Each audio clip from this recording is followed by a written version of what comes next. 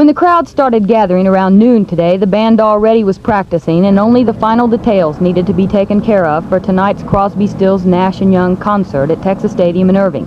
But it all was happening in the midst of a simmering controversy sparked by police reports, which came out a few weeks after the stadium's first rock concert in June, the Allman Brothers.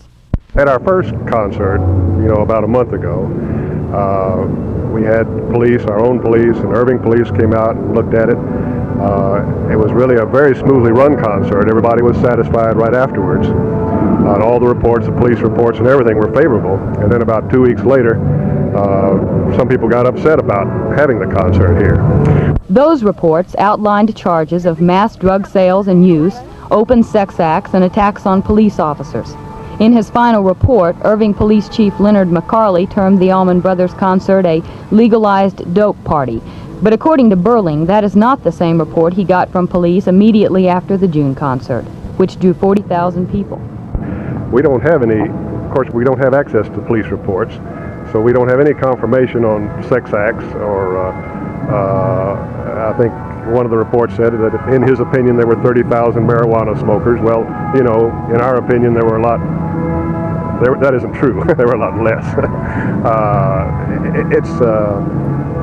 The reports seem to be exaggerated, and anybody that was at the concert, I think, would confirm that. Following those adverse police reports, Irving City Manager Jack Huffman asked Burling to cancel tonight's concert.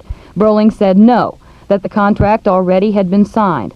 What followed were reports that Chief McCarley was going to use as many of his officers as he could spare and bring in more if he had to. McCarley refused to say how many officers he plans to have on hand to watch over the 20,000 people expected at tonight's concert, and he wouldn't elaborate on any other precautions he plans to take.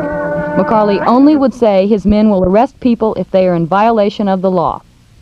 Most of Irving City Council members contacted say they agree with strict enforcement of the law when it comes to marijuana smoking, but many of them also were quick to point out that the police should be just as concerned with those people who get drunk at football games.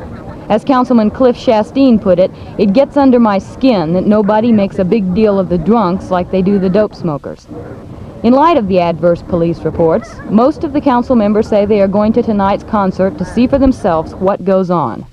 So, the future of Texas Stadium as a place for rock concerts most likely will depend on how well the crowd and the Irving Police handle themselves.